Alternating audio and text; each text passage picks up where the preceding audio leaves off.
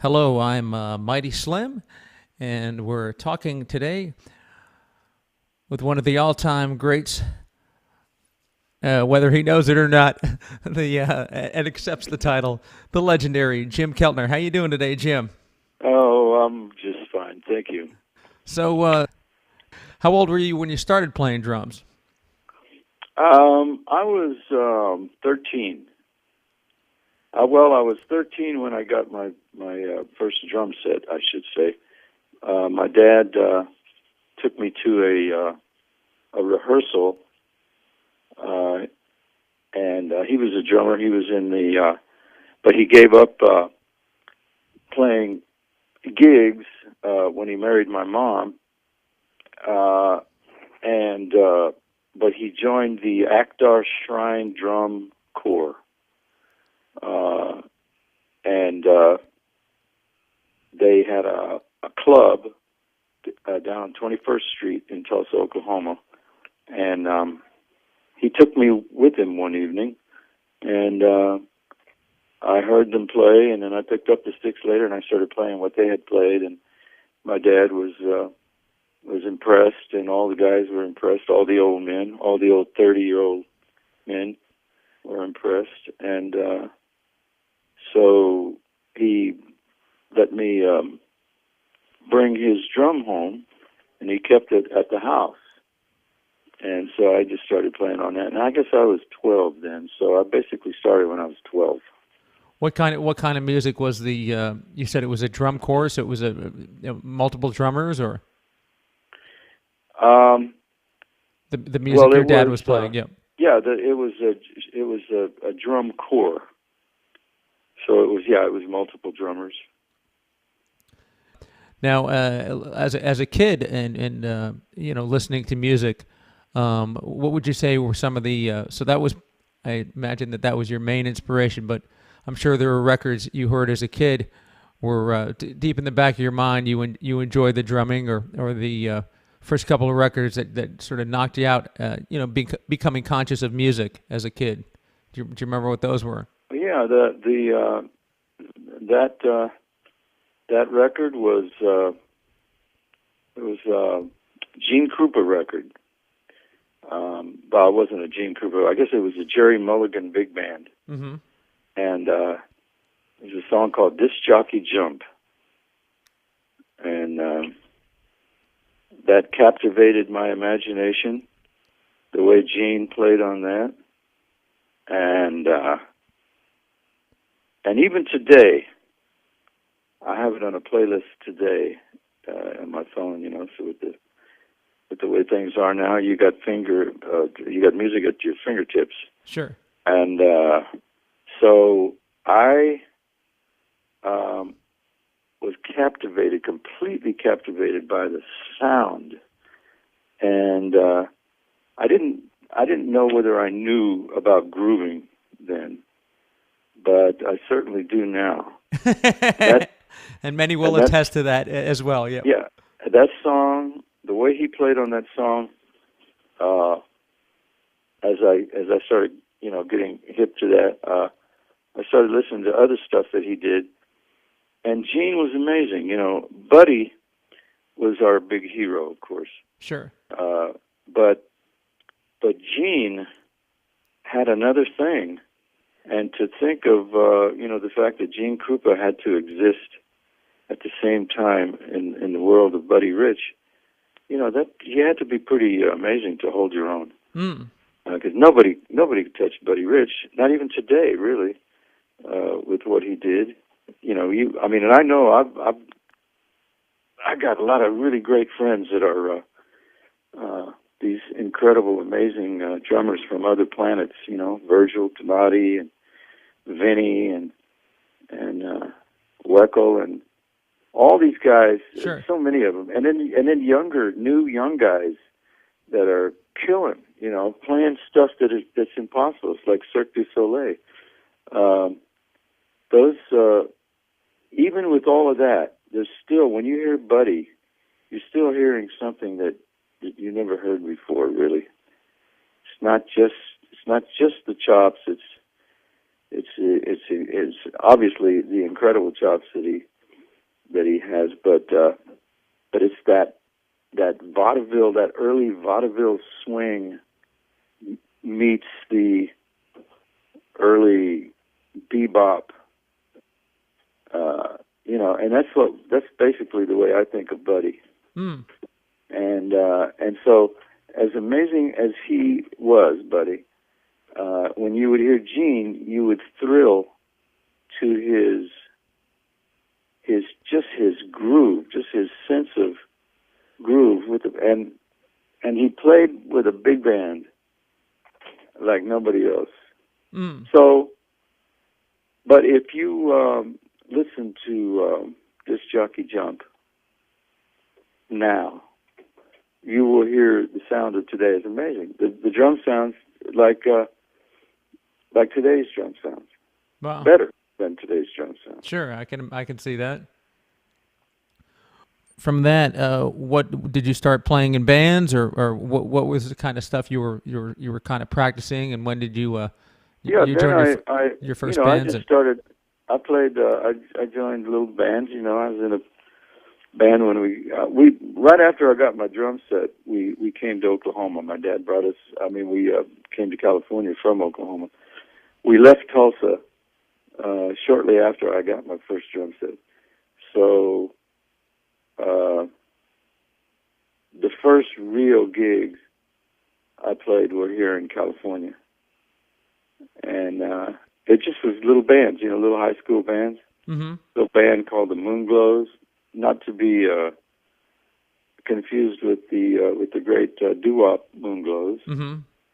This was our little 8-piece band from high school, or from junior high school, really. And then from there on, it was just like little series of bands and stuff.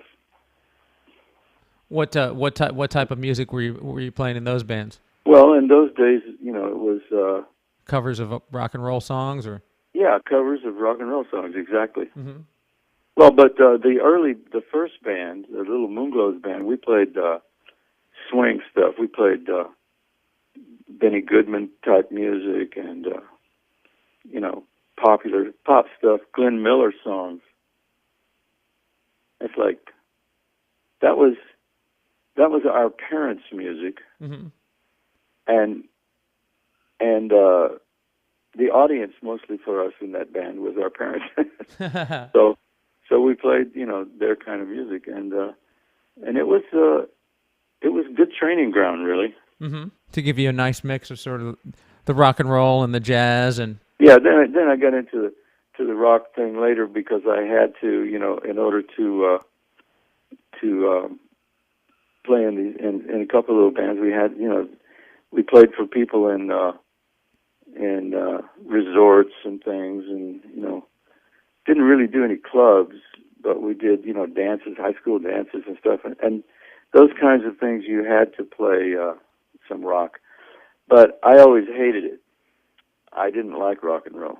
Okay. So I had grown to love modern jazz. Mm-hmm. Coltrane and Miles. Miles having the greatest drummers. Philly Joe Jones. Sure. And Elvin and Jimmy Cobb and all that, and then Coltrane with Elvin and it was those were heady days for me. Those are days when I really fell in love with music, big time. When did you come to like rock and roll, or do you still? Well, I don't care for it? When I joined Gary Lewis and the Playboys was when I realized that I had to sit up and pay attention. The gig that he offered me, I tried to turn down because I was his teacher. He was my student. He wanted to get some hands going, and so I was teaching him snare drum technique and stuff, and at this music store.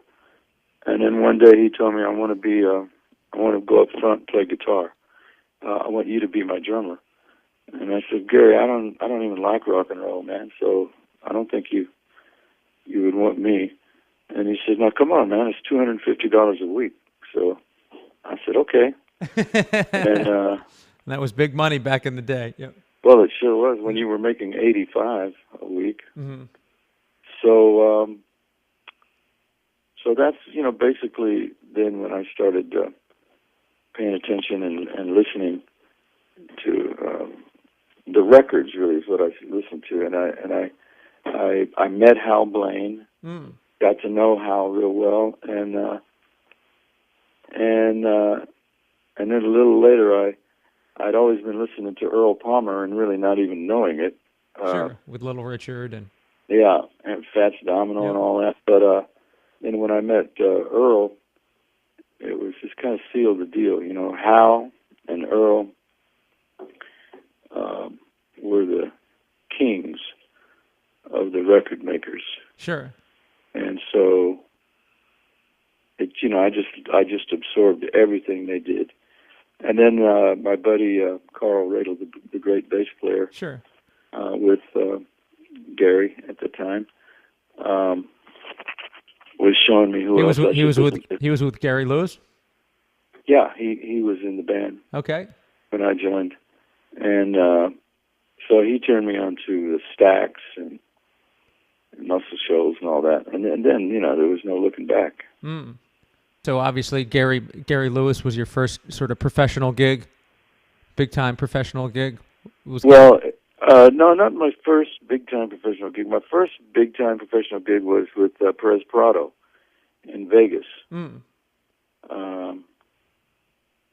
I had just turned 21. I turned 21 in Vegas, I think, and I was playing there with at the Tropicana. A friend of mine played baritone sax with the band, and apparently they had an opening for the drummers. They needed a drummer, and he recommended me. And so I played that gig, and it was a great fun gig. Mambo Number 5, sure. Patricia, all his hits, Cherry Pink, Apple Blossom White. He was Perez Prado was a big star then, and so it was fun. It was my first big professional gig. And then from there you went to Gary's band, or did you have a? Yeah. Then I was in working at the music store. Sure. And then joined Gary. Yeah. And then everything. But then I got myself fired, and I went back to playing jazz. I was playing with a band called the Afro Blues Quintet Plus One. Wow. And I was an LA-based band. My good friends actually, and they had a hit record. They had a local hit written by my good friend Jack Folks, who played flute and tenor, alto and tenor, and he was a student of Charles Floyd, and so was the other sax player, Rene Pineda. They both studied with Charles, and well, that was actually a different band with the two of those guys. But with Jack, it was just the Afro Blues Quintet, and that was a lot of fun. We played all over LA, and then I joined a band called MC Squared because they I think I answered an ad or something. I think I called them, and they had me come and play, and they liked the way I played, so I started playing with them, and that was I beg your pardon. Actually, I got my chronology wrong here. That was after Gary Lewis. Okay. That was after Gary. So it was Gary, and then the Afro Blues Quintet, and then MC and Squared. then the MC Squared. I joined Delaney and Bonnie after MC Squared. Now, what type of music were you playing with MC Squared? Well, it was Almost sounds like a Stax thing. Yeah. original songwriting. Mm-hmm. They were like songwriters and real good singers, and so we were playing their material, and they were really good. They were a little bit ahead of their time, but also a little bit in between times. So it's interesting that when I see little videos of us, that band, it seems dated. It seems very dated. Mm-hmm. Because we wore these clothes that kind of were popular right at that little period of time there. But musically, it was a good little band. It had a great potential, is what it had. Mm-hmm. But like a lot of things, they just don't go on. They don't carry on. I left that band to go play with Delaney and Bonnie. Actually, I was playing with a guy named. Toward the end of MC Squared, I was playing with a guy named Charlie Smalls, a trio with he and Wilton Felder, the great bass player. Sure. And Charlie was the guy that eventually wrote The Wiz. He wrote all that great music for The Wiz. Wow, nice. And so he made it really big. He went to New York, and he was. I saw him later when I was with Delaney and Bonnie, and came to New York, and he picked me up at my hotel in a big limo, and I was really happy for him. Charlie had made it big, and but Charlie was really amazingly talented. Anyway, then I from Delaney and Bonnie, I just went on from there, and that started my whole real recording career. Do you remember the first session you did, and who was it for? Well, the very first real recording session I did was with Gary Lewis. Okay. That was a song called "Just My Style." What about after Gary doing a session as a sort of hired gun side guy? Well, then after that, then I did the Delaney and Bonnie record, and that got us a lot of attention in Europe. The English rock guys loved that record a lot, and so that gave us a lot of attention. That Carl ended up playing with Clapton through that, and this was all after Mad Dogs. When Delaney and Bonnie. When I was finished with Delaney and Bonnie, I got myself fired again there from that gig, and both times that I was fired, it was my fault, Okay. But after Delaney and Bonnie, I did the Cocker Mad Dogs and Englishmen tour, and Carl was on that one, and Jimmy Gordon was I was double drumming. They brought Jimmy Gordon on as an extra drummer, and it turned out to be really powerful that way. It was a great tour. It's a big band, a lot of singers. Sure. And so then Carl went on to play with Clapton. Bobby Keys, the sax player, went on to play with the Stones. Sure.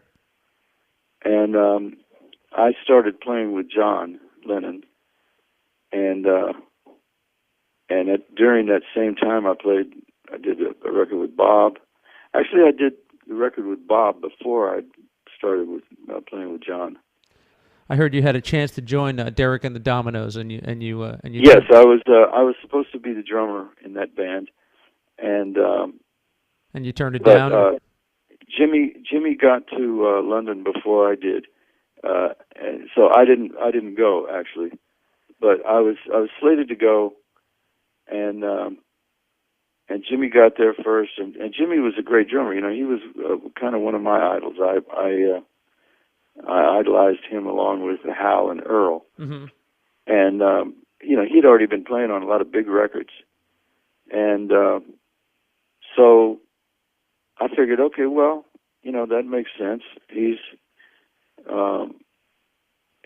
was stronger and more experienced at that, and I didn't want to play that way anyway. Really, Mm-hmm. I didn't want to play really loud and hard. Sure. I was still coming from the jazz thing, and playing on records was great because I could play at a level that I was comfortable at, and so I didn't feel slighted by losing that gig. Mm-hmm. I felt good because I started recording right away. The first record I did right out of Mad Dogs was the Dave Mason record, Alone Together. Oh, excellent. And, Yeah. and I remember really liking that record, and it just went from there. I just didn't stop from there. I was just recording all the time, so I was happy. And then as the years went by, I realized how fortunate I was that my destiny was not to be playing with Eric at that time. Mm. Since then, I've played with Eric on numerous records, a lot of records, and I have a great relationship with Clapton. We're really, really close friends, and I love him, you know, as like a brother. Mm. And I love playing with him on records, but I never toured with him, and I didn't play in that first band of his, the Derek and the Dominoes, and it was an ill-fated band. It was a very ill-fated situation, you know. So I was spared all that basically. Sure, I got you. Yep. Yeah. Now you obviously you played with Clapton in Delaney when he played with Delaney and Bonnie and yeah, we played. He went out on tour with us, and then he brought us on tour when he did the with Stevie Winwood, Blind Faith. Okay. When he did that tour, he had us open for him. Sure. Okay. And so he would travel with us rather than the Blind Faith guys. Mm. And yeah, he loved all of us guys, and Delaney basically showed him how to sing. Wow. He taught him to sing, really. What do you remember about doing the concert for Bangladesh? Speaking of working with Clapton and. Well, that was a tremendous thing, as you can imagine. You know, it was the way things were done back in those days compared to the way they're done now. Mm-hmm. It's pretty amazing in that I think I recall 3 days of rehearsal. And a show like that, a massive show like that at the Garden, Mm-hmm. You know, with several different great artists would require many days of rehearsal. Mm-hmm. And so that's something interesting that I find very interesting. That I just barely recall having very much rehearsal at all. And of course, playing with Ringo was a thrill. Mm. And we did 2 shows. And I think I'm still not sure which show they used most of, but I think it maybe have been the second show, might have been the second show. And so the first show we got a few of the kinks worked out, Mm-hmm. and then the second show was just great. When I don't like watching it because I can't stand seeing myself, or I look away when I'm on it. Especially during those days, it's terrible, ridiculous. But But sonically, Mm-hmm. Phil Spector was in the truck, and so he was in charge of the recording. He basically produced Bangladesh, and it was great. You can't hear the difference between Ringo and I. Mm. You can't hear two drums. I don't hear two drums. Sure. So that's partially because we were so tight. Our heartbeats very much the same, and plus I had listened to him religiously, like every other drummer. You've obviously worked with two drummers in Mad Dogs and working with Ringo. Do you have a certain approach that you use when you're, or what's your approach for working with another drummer? Well, with playing with Jimmy was basically the first time I think that I played with another guy, Chuck Blackwell, a great drummer from Tulsa, Oklahoma. But playing with Jimmy was Jimmy was such a workhorse, and he played really solid and hard. And somebody told me years later, the great Jimmy Dickinson, the piano player, Sure, that played with Rye, and I, we used to play together quite a lot. And Jimmy told me one day, he said, Jimmy Gordon was military style, mm-hmm. and you were more, and I was more like jazz kind of floating style. That's what he told me. Mm-hmm. And so when I heard that, I put it together, and I realized that yes, that's basically kind of true. Jimmy had a very solid kind of and military would be the best way to describe it, I think, because it was really precise, and his fills and things were really precise, and they were always on the money and the right thing at the right time and all that. So, and where I was always thinking like Sonny Payne or maybe gosh, I can always forget his name. The great drummer who played with Woody Herman and ended up playing on the Bobby Darin songs. Anyway, I was kind of thinking like that. That's kind of where I was coming from. And so I would let Jimmy play. I would coast, I should say, a lot on the Mad Dogs. I would be playing, obviously, but I would wait for the time to be a big fill, and I would jump in and I'd play this fill, and I always had a great time doing that. But it was a totally different thing when I played with Ringo. It was I was listening to him. I was trying to stay right with him, and it was real easy because, like I said, I listened to him so long. We had a very similar placement of the backbeat and stuff, and the only thing that I did with Ringo that I didn't do with anybody else was I didn't play the hi-hat because Interesting. Yep. the magic was for me in Ringo's playing was the hi-hat. Mm. So that was the big difference, Does that mean you were hanging mostly on the ride cymbal, or mostly doing your keeping time on the toms, or?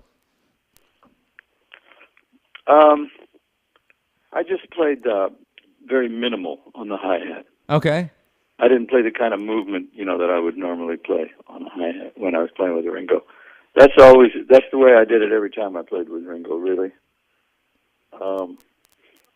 So the tour that we did together with the three of us, Levon and Ringo and myself, that was a little bit different. It was a little more chaotic, a lot more musicians on stage, and I don't think I adhered to my hi-hat thing. But when it was just the two of us, and especially during Bangladesh and during his records when we did the recordings, I barely played hi-hat. I just, played it, but very, very minimal. Okay. So that it wouldn't interfere with his at all. With his what With he his would. hi-hat. Playing on stage with George, that was the first time that I'd played with George in a situation like that. And I'd played with him in the studio prior to that, but playing with him live on stage was just amazing. He didn't do a lot of that, so his voice was he didn't like his voice in some cases, but I thought it was just very soulful. George was just a very, very extremely soulful man, and his music was soulful. Absolutely. And everything about him. So the Bangladesh was an extremely special thing for me. I guess I found out that you had recorded with Dylan doing "Watching the River Flow" in March of '71, and I guess the concert for Bangladesh was August of '71. How did you first? Okay. After some investigative research, so how did you first hook up with Dylan for "Watching the River Flow"? Well, I was in England, and Leon called and said to meet him in New York, that we were going to do a session with Bob, and so I met them in Manhattan at that some little studio with a blue door. Can't remember the name of it, and we cut those 2 tracks. I think it wasn't more than one day, but it might have been actually. But we got 2 tracks, and I just remember that it was real quick. And do you remember what the second cut was besides "Watching the River Flow"? What do I remember? What the second cut was besides "Watching the River Flow"? Oh, yeah, When I Paint My Masterpiece. Oh, you were on Masterpiece, okay? Yeah, and it was just purely a magical day. Bob didn't speak much, but he didn't really have to. Mm-hmm. It was all pretty natural. So it came together real quick and real easy, basically. Excellent. And when did you first, after that, and of course after Bangladesh, when was the first time after that you remember working with Dylan, and what kind of guy would you say Bob was to work with in the studio? Well, I don't remember exactly what the next time was with him, but I found I got to know Bob. I got to know Bob around the time that I went on tour with him. That's when I got to know him best, and I think that was in '79. Mm-hmm. I must have played with him between then and then. I know I was. Obviously, there was stuff before '79, but that's where I got to really know him. I was on the tour, and then and the Wilburys was when we spent the most time together. Mm-hmm. And Bob was just is just as amazing of a cat as you would think he is. He just was he's so smart, and I just always wanted to listen to what he was saying. But like I said, he didn't talk much. But during the Wilburys, we were always we were kind of ensconced. We were together. He was trapped, basically, and so I got to hear him tell a few stories, and he's just an amazing cat. A very very dry kind of humor, mm-hmm. and very important to me personally. When I went out on tour with him, it was basically it was really an important time in my life. Mm. Now you were mentioning before about if you could mention one more time recording the Pat Garrett and Billy the Kid soundtrack, and you found it interesting how you were this time you were viewing the scene on a major screen as opposed to a little tiny monitor. Can you, if you care to recall that story again briefly? Yep. Well, it just was, just the. It just was. It was an early morning gig, and it was at the Warner Soundstage, mm-hmm. and it's now the Eastwood stage. And basically, the track was being cut live, mm-hmm. and we were watching the screen, and it was a very emotional scene for me because of the Mexican lady, actress Katie Jurado, big brown soulful eyes, and she's crying because her husband is dying at the edge of the river, and in the song with Bob singing those words and those chords and sound of the little harmonium, and all this is in my headphones, and I'm in the dark, basically. I'm in a little dimly lit booth, drum booth, and it's dark outside. I can't see anything around me except for this big screen. So it was an emotional experience, that song, So to this day, when I hear that song, I kind of well up. Mm.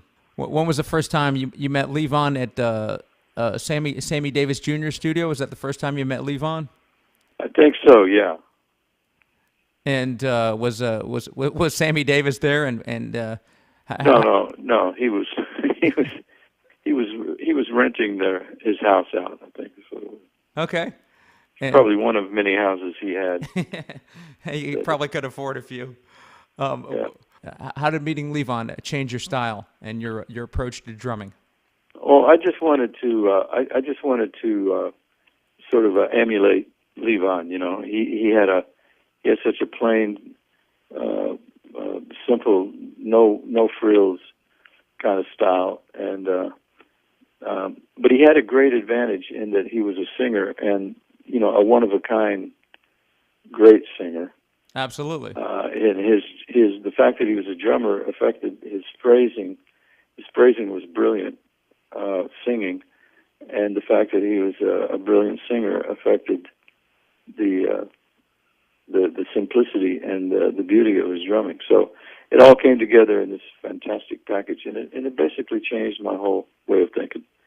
So I started to cut way back on a lot of stuff, the way I was playing. I got you. If people were to ask you, Jim, how would you describe your drumming style? What would you say? I would say to you that I don't think I have a style.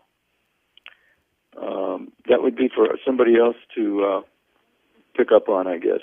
Okay. And they have over the years. People have talked to me about my style and stuff, but to me, I don't have a style. I try to fit in with, when you play on records, you're just trying to fit in with the music, mm-hmm. In a good way. Sure. In a flattering way, if possible. And that's the job, And so, to me, it's never been about having a style. If somebody else feels like I have a style, then that's different, What would you say of all the sessions that you've done, which were many? What would you say would be one or two that you're most proud of? Oh, I've played on so many records that it's really hard to say. But I will say one of my very favorites.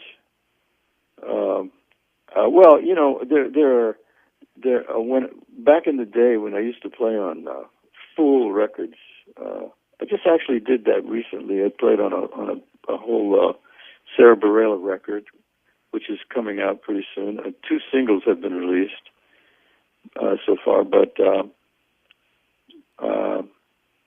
the whole album will be coming out soon. And that was an entire project, and a Jenny Lewis record that will be coming out pretty soon. 2 of her singles have been released. One of them Ringo's playing on by himself, and the other one Ringo and I are playing together. Excellent, excellent. And but that whole record will be released too pretty soon. And there's a couple of others I can't remember that were done basically last year, mid to late last year, that'll be coming out. That's the way I tend to forget some projects, and then they come out, and then it's a pleasant surprise. Hopefully, it's a pleasant surprise. Mm-hmm. But normally throughout my career, I've played on portions of records. Sure. So and even when I did play on like a whole record, a whole album, there most likely would be one or 2 songs that I would really appreciate more. I have a real I love the Lucinda Williams record I did, the first one called Essence. Okay. Yeah, that's a record I really like listening to, because I like the songs, I like her performance, and I like the way the engineer recorded the drums and the rhythm section, the guitars. I can't remember his name now, but he was. We did it in Minneapolis, and it was at his own studio, and he had worked a lot with Prince. Mm-hmm. And but of course, this was a completely different type of project than Prince, with Lucinda. But I like everything about that record pretty much, and I like most of the songs on that one. I mean, I like the performances on most of the songs. Her record that I did after that, a few years after that, I think, was called West, and I was really looking forward to another experience with her like that, but this one, she made it really difficult because she didn't want to redo the record. She wanted to redo the record, but not her performance. So they wiped off the band. Wow. We played to her performance. Mm-hmm. And there's no clicks or anything like that, so it's really, really difficult. But again, because of her songwriting skills, I can listen to that record. Like at least 70% of it, I can listen to it and really enjoy it. And that was because of the producer. Again, his name escapes me. Great guy. I've known him for years. He's worked on Saturday Night Live for many years. Anyway, and there's a Ziggy Marley record that I played on the whole album, but the one song that I really love is the one that it's called All Day All Night, I think. And it's I can't remember the name of the album actually, but that particular song I really love because it was a Bob Marley song, and Ziggy was doing his dad's song, and that day there were no other musicians but me and the Marleys, mm-hmm. Ziggy and his brothers, and the 2 original players with the Wailers that were with Bob Marley and the Wailers. Was it the Tyrone? Tyrone Tyrone, Yep. the keyboard guy, and Chinna Smith, the brilliant, amazing, beautiful, understated guitar player, and then the bass player was his younger brother, I think Julian. I'm not sure. I can't think of the name. But he was a young Marley, and then Ziggy and his brother Stephen. Mm. So it was just me and the Marleys, basically, with the Wailers, and it was an incredible day for me. And I had been playing reggae beats all wrong. Not terribly wrong, but like without the, I didn't get the essence. And so Tyrone showed me that day. Within 15 minutes, it was like right before we cut the track, you know, and I just it was really hard to make the switch. But when I did it, it just clicked, and it's one of my favorite performances of mine, and one, you know, just a great thing. I love that, and God, there's so many other things. You know, Mavis Staple record I did with Ry Cooder. Mm-hmm. Many of Ry Cooder's records. When somebody asks me my favorite stuff, I can't ever tell until I'm listening to it. If Okay, later today, if I'm in the car and I'm driving and I'm listening to, I have a playlist, and if one of my performances comes on from a song I played on, I'll probably say, oh, I should have told him that one. But you know, that's just from having too much. You know, that's all I've done all my life is play on records. Sure. Is there a session that you played on that people don't know that would go, wow, yeah, people don't know that's me. Yeah. Yes, there's one. There's probably more than that, but one that's always that I've always mentioned is a Chaka Khan song single from her record. I can't remember again the name of it, the record, but it might have just been Chaka Khan. But the song is called "Dance with Me." Okay. And I always loved that because I went in and I subbed for the drummer, Andre Fisher. He asked me to sub for him, and I went in early in the morning at Record Plant, and it was just me and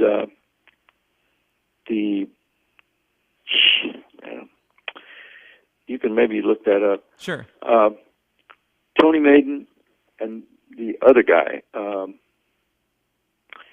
Oh man, I can't. We'll call him the other guy for now. Yeah, and anyway, it was just me and him, and they had already cut the track, but there were no drums and there were no clicks. It was before clicks and Pro Tools and all that stuff, and so I just they turned it on and I played, and I really like it. It's funny. It doesn't, in a way, it doesn't sound like me, and that's why I like it a lot. Mm.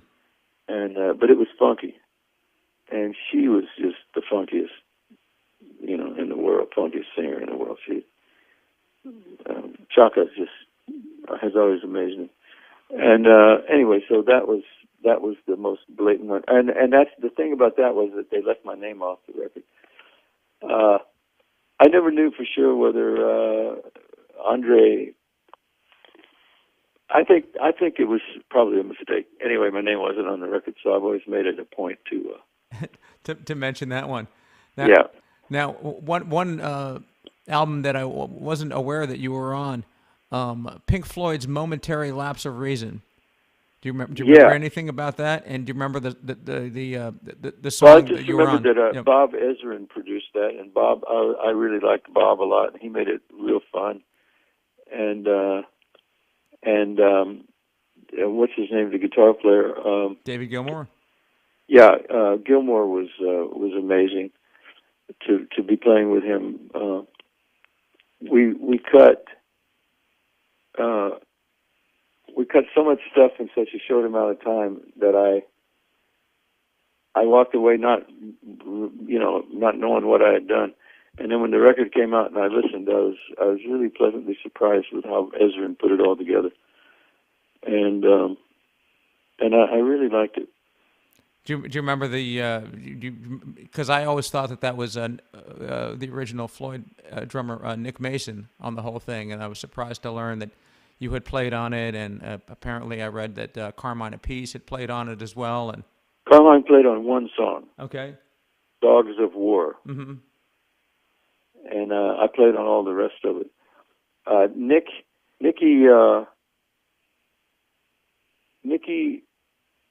was there, because it's his band basically. Sure. He's the founding member, and so they were all together. Nicky was a nice guy, and he knew what was happening. They wanted to do it like this, and it was fine. And over the years, people have asked me, "Well, was it weird? Was Nicky feeling weird about it or anything?" And I just have always said that I don't think Nicky has any reason to feel weird about anything. Mm-hmm. He is Pink Floyd. Sure. And he made his mark. He played on all that great Pink Floyd stuff, and nobody else could have done it but him. Sure. This was a little departure for them, and also Roger wasn't there, so it was a different version of Pink Floyd. So it was all good. You worked, of course, with John, Paul. You played with Paul. You mentioned playing double drums with Paul, but you worked with John, Ringo, and of course George, and his solo stuff, and also, of course, the Wilburys. And how would you describe each person in the maybe as an individual and as a working with in the studio? Well, John and George were very similar. Mm-hmm. Because they were brothers, basically. Paul, not being in the studio with Paul, making a record anyway. I can't say about that, but I have a feeling that he was very much like them as well. Mm-hmm. They were brothers, and so their thing was similar in that this was in the days way before any such thing as Pro Tools or clicks and stuff that was meant to make you keep time or whatever it is, whatever the reasons might be for using the tools. They were just pure songwriters, mm-hmm. songwriting in its purest form. And of course, they were among the greatest songwriters of all time. Sure. So as a drummer, as a musician playing with them, you can only imagine how much fun that would have been. It was hard to do anything wrong playing on those kind of songs. The only thing I regret was that it was during the time of a lot of drugs and drinking. Mm-hmm. Okay. And I wished that if somebody asked me, if there was anything I could do differently, I would have loved to have been able to play with everybody when we're like all just being healthy. Okay. And just being ourselves, what God made us to be, rather than altering ourselves. But even having said that, that's what went down. That's the way it went down, and I wouldn't trade those experiences for anything. Mm. They were all amazing people, amazing songwriters, amazing musicians. John and George both were incredible guitar players. Not in the way that Clapton is, Sure. but just the greatest, most creative guitar playing, and then the songwriting just speaks for itself. Absolutely. Yeah, it was amazing. Now, and Bob, obviously the same thing. Mm-hmm. Same thing with Bob. Bob had an incredible feel when he played guitar, and then to play those songs, it's just, every musician should be so fortunate to be able to play with a Bob Dylan, mm-hmm. or a John Lennon, or a George Harrison, No, absolutely. I always felt that Dylan was a underrated guitar player, acoustic-wise, and once I saw him play leads. I think he was headlining or opening for Carlos Santana, and for my money, I liked his lead playing better than Carlos's that night. Well, I have tapes of him. I have tapes of rehearsals where he would play lead, Mm-hmm. and the first few bars would be this brilliant guitar player. He'd say, "Who is that?" Mm-hmm. And then he would tend to fall apart because he wasn't the lead guitar player, Sure.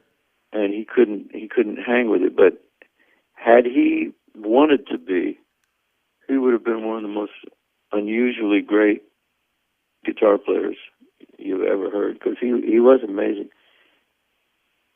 Speaking of Pro Tools and click tracks, I believe it was who was the guy? Dean Parks, who said that before Pro Tools there were pros. What's your take on how Pro Tools? Oh, that's cute. Yeah, it's true. It's true. That's one of the things that I feel very, very good about.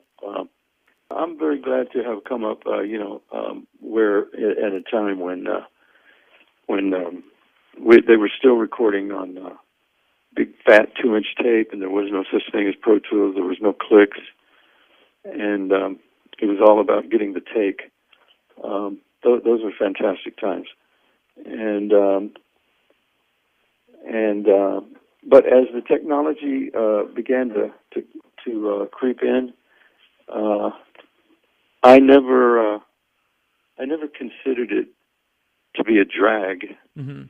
The click part became a drag because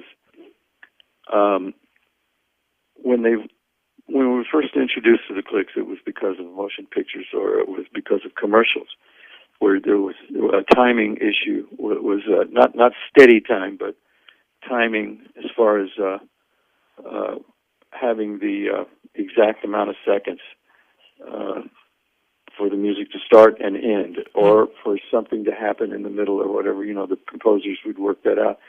So it made sense in those situations. But then when they started making records with clicks, that's when I stopped enjoying the process. Now we're all used to it, but I still don't like it as much as I do playing live without it. If you play live without it, then you're playing natural, like the way things are in life. Sure. Wind is natural. Surf is natural. People speaking in the cadences that they speak. Everything in life is nothing. Nothing in our lives is metric. Mm-hmm. So suddenly you put this metric time machine called a click into the equation, and suddenly you're not bouncing off of each other. There are arguments. People could say, no, that's not true. We're still playing together. But you're being bound by a thing that makes boundary, an unnecessary boundary. Mm. Having said that, I've played on records that are wonderful records, hit records and all that, with clicks and stuff. And so, it's just a preference. Okay. Yeah. Now, what would you say the role of an engineer in getting a good drum sound? Well, that's his role. Okay. Yeah. That's his main role. Sure. Is to get a good drum sound. But then, listen, good drum sound is a very subjective thing. Some could argue drum that it's sound you may love may not be a drum sound I love. Mm-hmm. A drum sound that the engineer and the artist are trying to go for may not be something that I love, but it's not my session. So I go along with the program, whatever it is. There are great engineers. I've worked with great engineers. I've been very fortunate in my time to have worked with the greatest. Mm-hmm. Yeah. That some people say, oh, it's all the musician, and it has nothing to do. A good drum sound has nothing to do with the engineer. It's all the drummer. I remember talking to one famous drummer, and he said, when I asked him about engineer Eddie Offord, who I think you had worked with as well, got great drum sounds on some early records that this gentleman had done, and the gentleman said, well, it had nothing to do with him. You put a drum in front of a mic, and I hit it, and the sound that comes out is me, and that has nothing to do with him. Well, the drummer is correct in saying that, but he's probably, like me, has been told that many times by the engineers. Mm-hmm. It's the engineer. Every time you compliment an engineer, the engineer will say, well, it wasn't me, it was you. Mm-hmm. So that's probably what he's referring to. Okay. But there's no substitute for a great engineer. Mm. Excellent. And finally, we'll let you go in a second here. How would you say the business has changed, and is there any hope for an aspiring session drummer make it meaning, I don't know, making a living, I guess. Yep, paying his rent. Yep. There are less recording sessions now than there ever been. There are less. Everything has changed. So you pick up the paper, you read about movies being made now that are not made for the big screen anymore. You read that a great company like Netflix is beginning to change the face of movie making. Computers have changed the face of movie making. Everything is different. In music, we just spoke about the technology, how that changed everything. But then with music, and it's beginning to happen now with film, streaming is the whole thing, which means that the big money that it used to take to make records, and that was the great return on that investment, is no longer the same. Mm-hmm. You don't. I'll bet that you probably haven't paid for any music, and I'd say, I don't know how old you are, but you haven't paid for music in many years.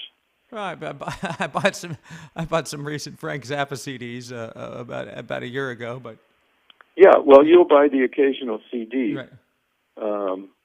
But you buying an occasional CD is the exception. Okay. Yeah. People don't buy CDs anymore. Mm-hmm. Most people take advantage of what's offered on their phone now, which is streaming. Sure. And a lot of people will actually do it. Kids that don't have any money will just do it the free way. They'll get it absolutely free. Sure. That's not the optimal way. The way I do it is I pay $120 a year. Mm-hmm. $120 a year gets me all of the music ever made from last week to the 1920s. Mm-hmm. So that's what has happened. That's a major, major change, and which means that recording sessions are no longer what they used to be. There used to be such a plethora of them, and now it's no longer a great investment. So, budgets that used to be $300,000 for a record are now probably I wouldn't even guess what they are. Mm-hmm. But people paying for their own music now. In many ways, it's a good thing because it's a brand new. It's like a new frontier. You can own your own stuff, whereas before that wasn't much of a possibility. You were bound to the record companies. Mm-hmm. So there's it's a good and bad thing. It's a yin and yang deal. So do you think it's possible, even that being the reality? Do you think it's possible for a session drummer to make a living? For there to be such a thing as a session drummer? Correct. Yes. Well, yeah, there will be a session drummer as long as there are sessions to be done. Okay. Music is not going away. Mm-hmm. the business models have all changed, big time. Mm-hmm. But music is here to stay. Okay. So I can't predict what might happen. I think the heyday of the session man playing on records will never be like it was. Sure. I don't think, because technology has made that be like that. It's just like what it did to car making and or all kind. Technology just changes the face of everything. Sure. And it's generally for the good. It's always for the bad in the beginning. It's in the beginning people are sweating it, and change is hard to take sometimes. But eventually, it becomes the thing, and you can't imagine that it was ever anything but this. Excellent point. Yeah, so that's the way it'll be with the music business. All right, fair enough. And if you could relate again one final thing, and we'll let you go. Working with Steely Dan and the gifted trash can lid that came into that came handy for you when Donald wanted something extra. If you could just relay that, and we'll let you go. Donald asked if I had anything odd that I could play on the little bridge In Josie. And I said, "Wow, I've got in my trunk. I have this garbage can lid that my friends made for me. They pounded it out, put a hole in the middle, and you could actually mount it on a cymbal stand. But I didn't. I brought it in and I just played it. I held it in my hand and I played it with a stick.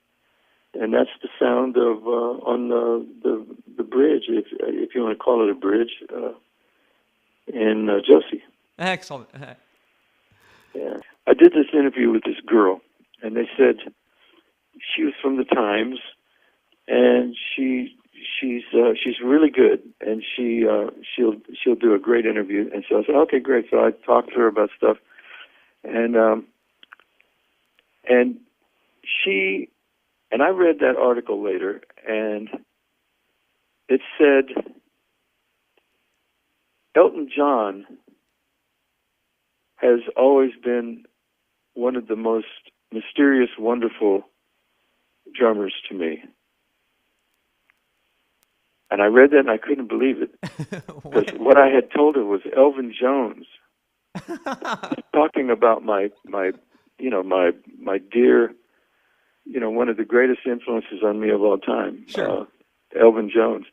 And then she says Elton John was one of the most influential. I think she said drummers. It was Elton John was one of the most influential in my life, and I couldn't believe that I was reading this. And at first I laughed, and then I thought, oh my God, what in the world? Well, we've had a wonderful time talking with the great Jim Keltner. And thanks again, Jim, for doing it more than once for me. I really appreciate it. And as I said last time, on behalf of all the fans and musicians who love your work, thanks for the great music, and keep on keeping on. Thank you very much, bro. Appreciate All right, it. thanks. Talk to you soon. Okay. All right, take care. Bye-bye. All right.